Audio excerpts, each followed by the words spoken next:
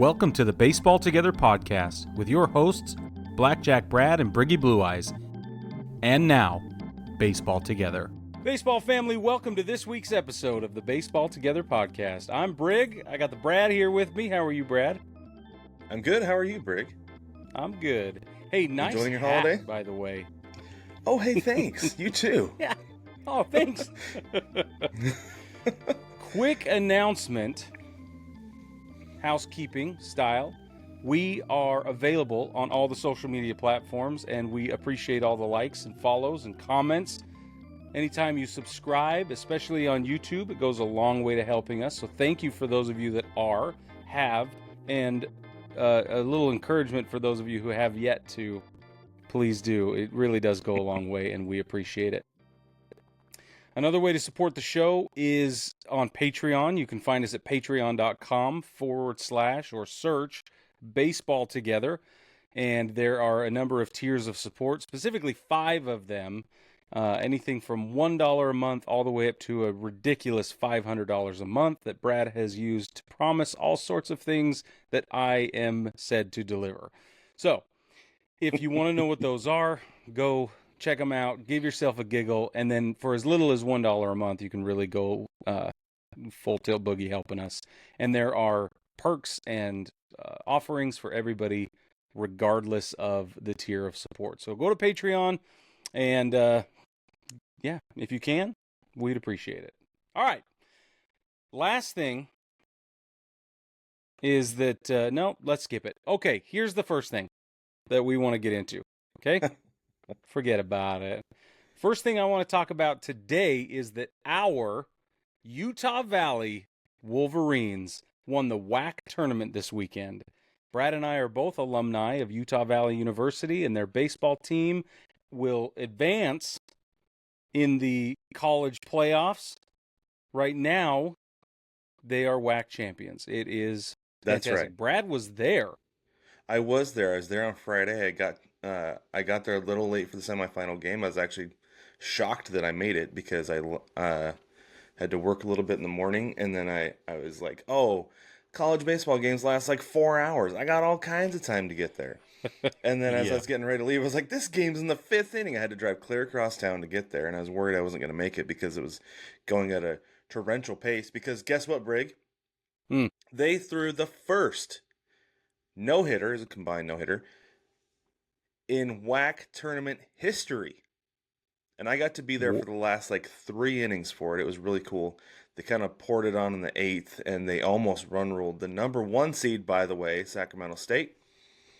They almost mercy ruled them in the bottom of the 8th inning. They were like, the ball was probably, I think it was just like a couple feet away, I remember, from being a base hit and bringing in 2 runs, because the final score is 9-1. They have a 10-run mercy rule in college baseball now, which I think is fantastic. They need it. Mm-hmm. I got myself a little souvenir. If you can't see WAC baseball. Yeah, I was walking in the bleachers, and it was just sitting on the ground, so I went and picked it up. And so we got another souvenir ball. And I also had a chance to catch up with a few of the guys after the game and get them caught in a rundown, so you can catch that stuff on social media here in the coming days. Fabulous. They get an automatic berth to the 64-team regional, so obviously we are going to be paying attention to that. And, be excited. College baseball, the playoffs, they're happening. And I feel like this year's college baseball scene has been more exciting than usual. For whatever reason, obviously we're more invested now than ever before, but all around it has been kind of an exciting college baseball season. It's been a good year. The last time I paid close attention to college baseball was probably, it was about 9 years ago. I was covering UVU. I was there every single game, right? Right. Yeah. And it was like, that team was good. They won the WAC that year. But I don't think that it was as exciting to watch that team as it is to watch this one. And it's almost like across the board, college baseball is getting better, I feel like. And it's a good watch. Pitching, not so much, because that's part of what makes it exciting. But right. But yeah, it's the fun. mercy rule, right? That's why the mercy rule exists, because pitching can be a little shaky, but offense can be explosive in college baseball, and that is always fun to watch. It is. It's a ton of fun, and your team's never out of it. So that's a fun thing. Boy, that's true. Next thing we have on our agenda, Oneil Cruz officially owns the record, beating his previous record, which he owned. But he now reset the record for the hardest hit home run in the StatCast era. He launched a 432-foot bomb that came off the bat at 122.9 miles per hour. Watch out. Good thing it was a homer and not some line drive to the hot corner or something like that. That would have been terrifying, I think is the right word. I don't care who you are. That would have been a rough one to try and snag. Absolutely. So I'm going to roll the video real quick because I have it here. If you don't like violence against baseballs, cover your eyes because this is... and if you blink, you will miss it because it's really fast. Yeah. So, like... Imagine being on that top row and you see that ball coming at you, and that would be terrifying because it barely cleared the top of the stadium, right? Yeah. In fact, there are some trees on that riverfront walkway there going into the river, and I don't know. I know it went into the trees. I don't know if it went into the river though. Yeah, I don't know either. Because I couldn't find a long chain goal on that, but usually those things are like towering. But that was a missile. That was a line drive home run. It was a line drive. It was 83 mile an hour bat speed. Mm-hmm. He nailed it on the swing spot. 7.7 swing length. It left at a 23-degree launch angle. Yeah, no wonder that low. Thing barely cleared. That is really low. That's amazing. Yeah, that's pretty cool. That's pretty cool. Oneil Cruz hit that or ended that homestand 6 for 16, 3 home runs, 5 RBIs, a double and a triple. He's now batting .236 and has an .853 OPS. He's got 18 stolen bases, which is third across MLB. Here's another one. Here's another one for you. You ready for this? Yeah. The hardest hit balls in the StatCast era, which we date back to 2015, for those of you wondering. May 25th, 122.9 off the bat. That's Oneil Cruz. August 24th of 2022, Oneil Cruz, 122.4 off the bat. The next 3 go to Giancarlo Stanton in 21, 17, and 18 at 122.2 twice and 121.7 miles an hour off the bat that third time. And then the next guy on the list is Oneil Cruz, back in 2024, hit 121.5 miles an hour off the bat. So he, in the top 6 guys, the top 6 home runs, there are 2 guys on that list, and he is 3 of them. That's pretty exciting.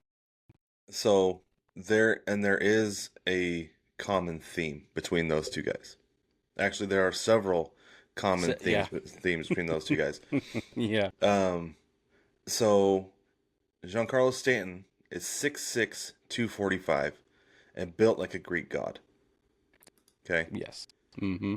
Oneil Cruz is 6'7", 240, long as all get out, and I assume also built like a Greek god. He just doesn't get the attention, but yes. Well, because he's not as consistent, he plays for the Pirates. Correct. Like, that's why. Mm-hmm. Height, length, and strength are going to get you... That's what's going to get you the best exit velos. Also, the ability to square up the ball, right? Oh, yeah, that's a big part of it. Yeah, both guys, when they square it up, that's going to be the result every single time because they're enormous and incredibly strong. So... It traveled at a projected 432 feet, and it did one hop into the Allegheny. So did it? Well, it's crazy though that it one hopped. And that's because of that 23-degree launch angle. That's why. I think if it had gone at like, was you said 23? Maybe a 26 would have got it clean into the river. Yeah. They're saying.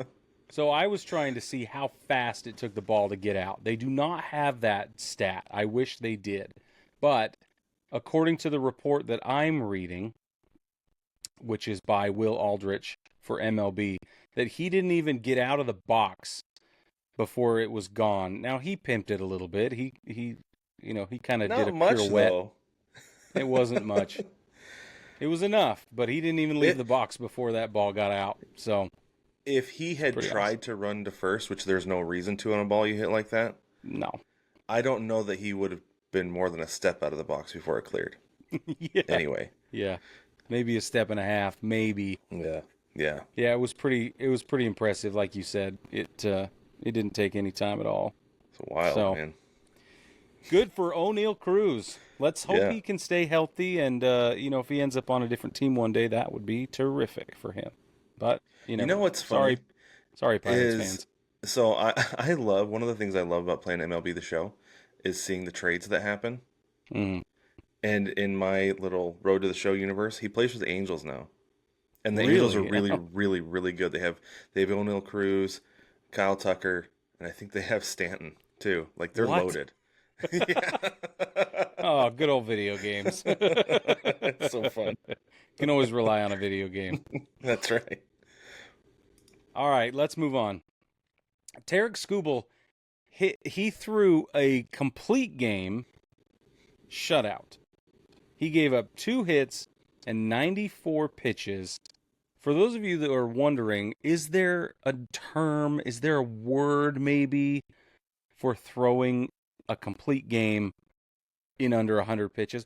Yes, there is. As a matter of fact, there happens to be named after the legendary Greg Maddux, who was notorious for doing such things. We have a Maddux. That is what it's called. It's a complete game under 100 pitches, and not only did Skubal throw a Maddux, but he struck out 13 batters in the process in only 94 pitches. I cannot stress this enough. 94 pitches, 13 strikeouts, which is, by the way, the highest number of strikeouts ever in a Maddux situation. So of all the guys who've done it, this is the highest number of strikeouts. That is crazy to me. Even Greg Maddux, this is named after him. He never struck out 13 in a complete game because under he wasn't 100 trying pitches. to. That's the reason he threw so many games under 100 pitches, because he wasn't trying to strike guys out. He's trying to generate soft contact. But and it's so crazy. For those of you who maybe missed Greg Maddux in his heyday or have yet to see any of the interviews with him, the dude is a scientist. He is not just a pitcher. He is an analyst. Mm-hmm. He is a student of the game, and he knows everything. He knows everything there is to know about pitching ever. Well, so here's a real quick Greg Maddux story. I just saw this a few weeks ago on social media, and I think I knew this before. Anyway, pitching coach comes out, and the pitching coach or manager comes out to talk to him, and he's like, let me get this one last batter. He's like, well, you're in trouble, whatever, blah, blah, blah. He's like, no, I'm going to throw him a changeup. Or I think he says, like, I'm going to start him with a fastball outside, and I'm going to throw him a changeup inside, and he's going to fly out to chipper in foul territory by third base. He throws him a fastball, and then he comes inside of the changeup and pops that changeup up, and Chipper Jones catches it in foul territory. Yeah, exactly. That's the perfect example of what I'm talking about. This guy does not miss. He just doesn't. And so that's why it's named after him. But back to Tarik Skubal. 6 one-pitch at-bats. 6. After facing, by the way, 29 batters. Yeah, 29 batters of the 27 possible outs. 6 of them were first pitch at-bats, and they were 5 pitches or fewer within that first. There were 27 at-bats that were 5 pitches or fewer. There we go. My notes were 29 total at-bats. Let me get this right. 29 total at-bats, 7 of them were 5 pitches or fewer, and 6 of those were 1 pitch at-bats. Nailed it. Wow. Talk about impressive. A little bit more perspective on this. His previous 3 outings, he threw 90-plus pitches, 96, 95, 94, and he went 7 innings pitched in the 96-pitch game, 6 1/3 in the 95-pitch game, and 5 2/3, which is odd, in the 94-pitch game. So he was dealing. His ERA goes from a 287, paltry, to a sleek 249. We're going to have to start coming up with new words to describe the thin margin batters have when facing Skubal. It's getting out of hand. Well, so he, don't forget, he won a Cy Young last year. Mm-hmm. And he seems like he's getting better. Oh, he doesn't just seem like he's getting better. It's demonstrably clear. On paper, yes. But you just watch and you think, oh my. It's bananas. Yeah. Truly just bonkers. I just love it. Okay, here's a fun one for you. Ready? Yeah. We have a Little League home run that has taken place in Major League Baseball. And O'Hearn did it versus the Red Sox, by the way. He plays for Baltimore. It was in the top of the 8th. Baltimore led 3-0. And then Ryan O'Hearn up with Gunnar Henderson on first. Roll the tape, Brad. Here we go. So it's a deep fly ball to right center field. Right and left kind of converge on it, but nobody really makes a decisive play on it. It drops, and then you've got a double. O'Hearn standing on second, Henderson on third. But he overthrows both cutoff men. It hits O'Hearn in the calf. Henderson goes to score. They throw it past the new kid at third base because Alex Bregman is out. Let's not forget that Cedon Rafaela misplayed it horribly in the outfield and is then, that started the chain of events. I think that you get a deep fly ball like that, it caroms off the wall, it squibs around a little bit. You throw a clean throw, everything's fine. It becomes a double, no big deal, right?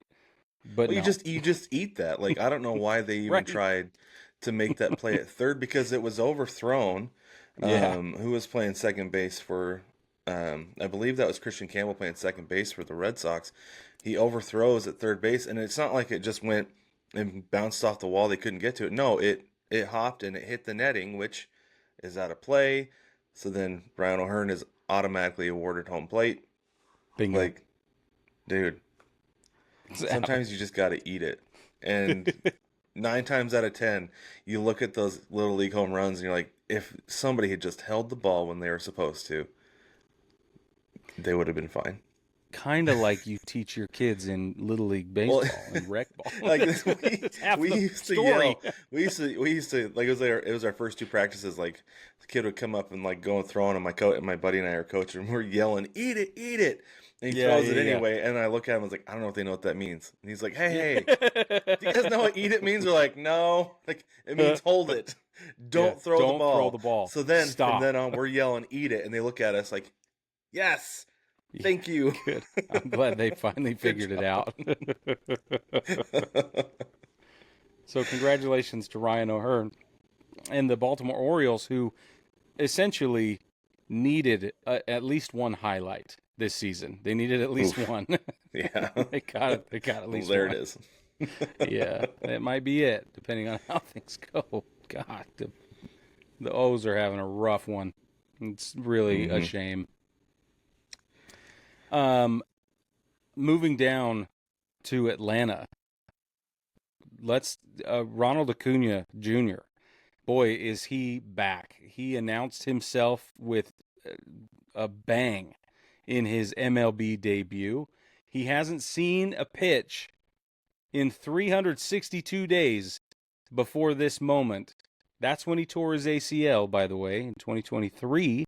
It's been 362 days. 2024. 2024. Rather. There you go. Sorry, 2024. Don't forget, he's an MVP. So they put him in the leadoff spot, and that first pitch rides a little high. It was a fastball. It rode a little bit high, and he took it yard. It was the first pitch he saw as the leadoff batter. He put it 467 feet out of Truist Park. It came off of Nick Pivetta, which I think is even better.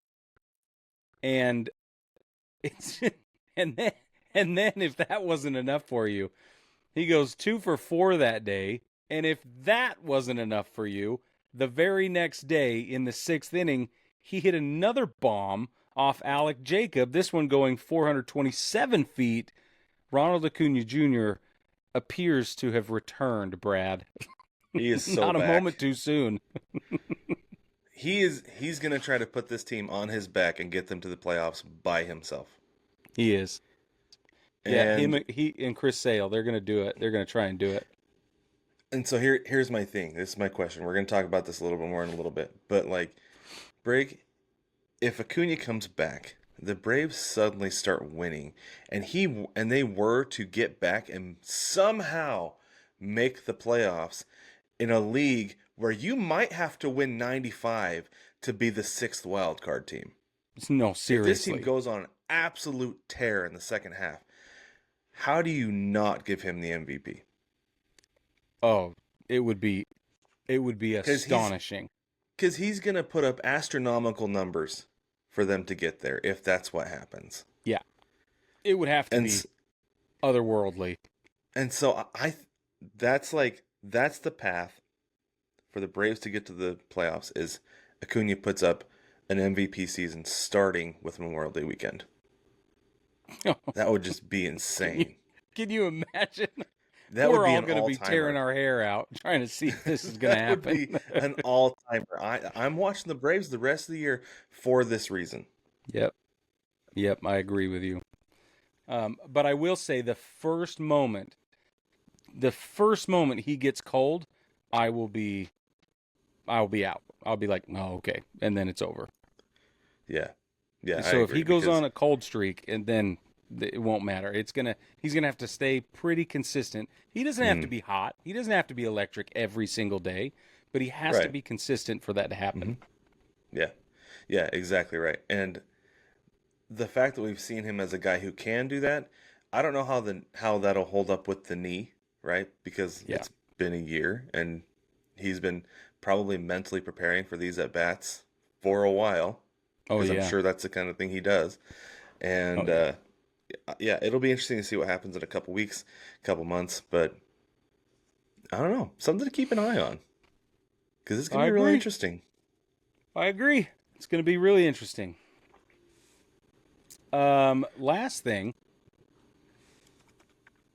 Pete Crow-Armstrong. Pete Crow-Armstrong is currently. This is crazy. Can you just sit down and listen, okay? Pete Crow-Armstrong is on pace for 44 home runs, 143 RBIs, 44 stolen bases, and a 10.0 B WAR. Now, almost don't care what Ronald Acuna does. This is an MVP season. If it goes that way, it's an MVP season. Yeah. Mm-hmm. Now those are on pace numbers. Nobody knows what's going to happen. These aren't projections even. They're just on pace numbers. So we'll go ahead and pay attention to see what's possible in Chicago. By the way, the Cubs are still ranking and we'll talk about this on Sunday, but the Cubs rank top 5 in many categories. Many. It happens to be not only because of PCA, but he is certainly helping. And there's no question about that. He is helping a ton. And it's wild because, man, I don't know. It's one of those things where last year I was like, he has the tools. He could be a really exciting player to watch. I just didn't know if he was going to get there, Yeah. And I don't know. It seems like he's here. He's one of the best center fielders in baseball, and he's also one of the most electric players in baseball. But I wanted to look this up real quick because I was curious. So this is a different position, different era. I understand all this. This is 1998. Alex Rodriguez put up 42 home runs, 46 stolen bases, and drove in 124 RBIs. They finished 9th in the MVP voting. That year, Juan Gonzalez won it with 45 homers and 157 RBIs. Yeah. Ken Griffey Jr. drove in 146 runs. He was out of the top MVP vote getters. He finished with the third most, but he also finished the fourth most votes. Anyway, but Junior hit 56 homers. The thing that's interesting about Pete Crow-Armstrong is that, yes, he's playing in a different era and he's a different type of player. But if you were to compare him against guys who had 40 seasons, like, they didn't always drive in the runs because they were scoring the runs because the guys behind him were driving in. But the fact that he has guys behind him who can drive him in, but also guys in front of him getting on base, and he has the ability to drive them in, it's part of what makes the Cubs so good and so dangerous. Dude, their run production is insane, and it has not cooled. Maybe a little bit, but it hasn't cooled off. Like, you can't say it's cooled off. I feel like every team, I mean, we talked about it before, every team is going to go ebb and flow. They're going to go up and down, right? Mm-hmm. And maybe they're in one of those little down phases right now. But at the same time, though, I don't see it being super duper long term for them because they are so loaded. And this, I don't want to say that this is what I expected from them last year when I said they had a ton of talent, but I expect them to be somewhere between where they are now, where they were last year because they were good. But great team, man. Yeah, they really are fun to watch. Mm-hmm. Okay, I know it's a quick episode, but we're excited to bring you this information. One thing I wanted to talk about before we end, we have two things left. First thing is, don't forget that one of our favorite things on the show and in our private lives is sunflower seeds. And we love Chinook. We love Chinook seeds. They are the best seeds ever. It says right on the ding package. And Brad, what's your favorite seed flavor this week? Do you have one? This week it's Parma Pep. Yeah, that's my flavor of the week. I have my Parma Pep right here. I'm burning through these.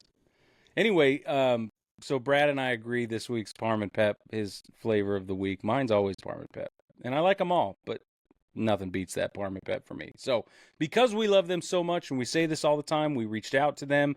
We said we love them, and we'd love to give our audience a discount. So we got you 10% off your order. ChinookSeedery.com. Use code BTPOD. Get 10% off your order. It does go to support the show a little bit. It supports them, by the way, you need to know that they are such an ethical company. They are 100% United States based. They're even looking at which kind of oils they use to make sure that they are sustainably sourced, that they are good for you, and the list goes on and on. So if you like those things like we do, then get yourself some Chinook seeds. Again, go to ChinookSeedery.com, use code BTPOD at checkout. That'll give you 10% off your order. All right, last thing, and then we'll get out of here.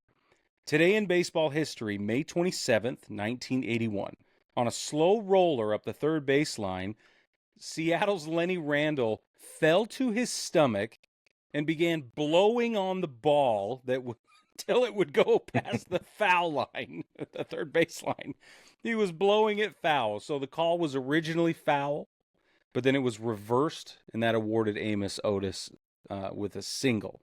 I feel like the shortstop picked it up a little too soon. Had it gone a little deeper into foul territory because it was ahead of the third baseline, maybe they'd upheld the foul call. Well, so this is one of the things they teach you as a kid is if the ball it's a slow roller, or anytime the ball is foul in front of third base, as a third baseman, they tell you, like, kick it toward the fence, use your glove to swipe it over, but touch the ball in foul territory, then it's immediately foul. So that's why you would have picked it up immediately. But boy, it was also fast. You cannot influence the ball in the foul territory any way, shape, or form. And I think it's hilarious that the umpire even considered calling that ball foul. Yeah, I still think that if they hadn't picked it up so quickly, it would have been more convincing. But that's just me. Despite the fact that he was on his stomach and clearly blowing the ball foul. His guy's standing there like, yeah. Come on. Like, in what world, Mr. Umpire, is it okay? Like, that's like, as soon as he got down and went to blow that ball foul, I'd have been like, fair ball. That's it. Yep. Because you interacted with the play. Exactly. It's not like you can kick the ball in fair territory, kick a foul, and then suddenly it's a foul ball. It's not how it works. It's not how any of this works. So funny. so funny. All right, baseball family, with that, we will, we're going to bow out now. But don't forget, we'll be here on Thursday nights all through the season. It'll be 9:30 p.m. Eastern time. We will give you our series to watch over the weekend. We'll hit you with some updated news segments, things to pay attention to, context to go into the weekends, and more. So stay tuned for Thursday Night Lives. That's 9:30 Eastern, and we're on Twitch and YouTube and Facebook and all the places. So that's where you can get us there. And with that, baseball family, thanks for joining us, and we'll catch you next week.